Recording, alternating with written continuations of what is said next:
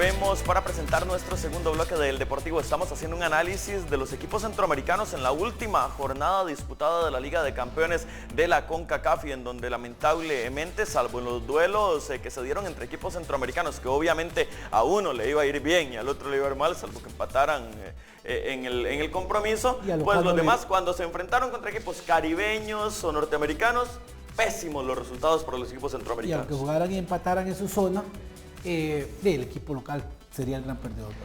El Deportivo Saprissa de Costa Rica, que en condición de local había derrotado al W Connection de Trinidad y Tobago, había vencido al Santos Laguna de México, va a Trinidad y Tobago y pierde, lo cual me parece que pone en jaque sus posibilidades de clasificación, a pesar de ser el líder de su zona. Martín, ¿qué opinas de esta situación?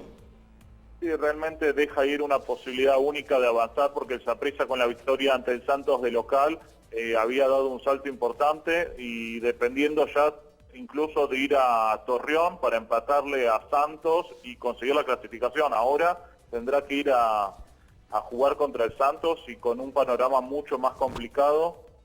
Cierto, todavía el empate le sirve, pero tendrá que emplearse a fondo para no caer contra este equipo que igual todavía no viene jugando bien y deja todavía con posibilidades al Saprissa de avanzar.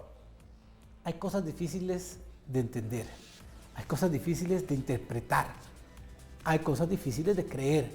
La presentación del Deportivo Saprissa ante el W Connection tenía mínimo que no perder, porque Saprissa 4-0 le ganó al W Connection. Y fue con 32 llegadas a marco. De los partidos que han visto mis ojos con mayor cantidad, es más, hasta un penal desaprovecharon, de manera directa. Y lo que presentó en ese segundo compromiso fue un adefesio. Fue una presentación pobre, escasa, sin brillo, penosa para el Deportivo Saprissa, que entra entre las derrotas no de Costa Rica, centroamericanas más lamentables, con todo el respeto que merece un equipo como el W Connection, pero que no está acorde con lo mostrado, con la historia, con la tradición, con los títulos, con los honores de un cuadro como el Deportivo Saprissa. Un equipo del W Connection con 2 años participando en la Liga de Campeones de la CONCACAF sin haber obtenido hasta ese partido un solo punto, sin haber anotado un solo gol, y derrota al Deportivo Saprissa de Costa Rica. Fiesta nacional en Trinidad y Tobago. Sí, por supuesto, pero definitivamente la situación, un panorama muy difícil para el Saprissa, que se mantiene como líder con 6 puntos en su grupo, pero con un partido más que el Santos Laguna, que todavía tiene que enfrentar a W Connection y cerrar en condición de local contra el Deportivo Saprissa. Pero si entonces ya quitamos un poco el contexto de dramatismo y de rendimiento malo, porque fue malo, a Saprissa le sigue alcanzando con un empate en territorio mexicano, porque asumamos que va a ganar el cuadro del Santos Laguna al W Connection, lleva 6 puntos, los mismos que tiene el Deportivo Saprissa, y bueno, con la opción de un empate mantendría esa diferencia y podría pasar el Deportivo. Tomando en cuenta que la Liga de Campeones de la CONCACAF, el primer criterio es el duelo particular, entonces me parece que sí, en este aspecto hay que valorarlo. Pero otra de las circunstancias que me parecen que son interesantes de valorar con este conjunto sapricista, que nos detenemos quizá un poco más que en otros por ser un referente dentro de la región y por aquella participación que tuvo el conjunto de Saprissa en el 2005 en el Mundial de Clubes, la única representación no mexicana que ha estado en un mundial de clubes, y bueno, pues por eso nos detenemos con ellos.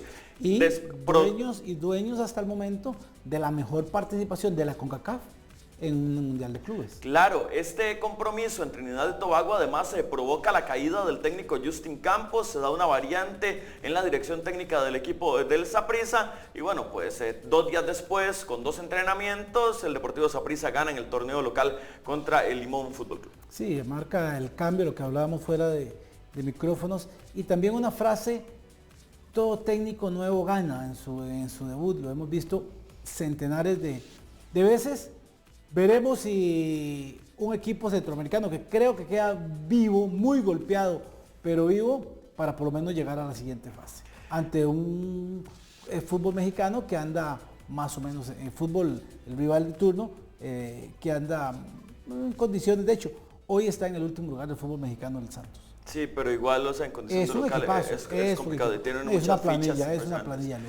Vamos a cambiar de equipo, vamos a pasar al Walter Ferretti de Nicaragua, que bueno, pues hace su debut en Liga de Campeones de la CONCACAF, este conjunto del Walter Ferretti, después de que el Real Estelí fue el claro dominador del fútbol en Nica, y bueno, pues en esta ocasión pierde contra el América de México, un partido que podríamos hablar está dentro del marco de resultados que uno podría esperar en Martín, pero un Walter Ferretti que quizá en condición de local contra Motagua fue el partido que debieron haber sacado un mejor resultado. Lleva 3 partidos, 3 presentaciones, 3 derrotas el conjunto nicaragüense que le está pasando la factura a la novatada en este tipo de certámenes, Martín.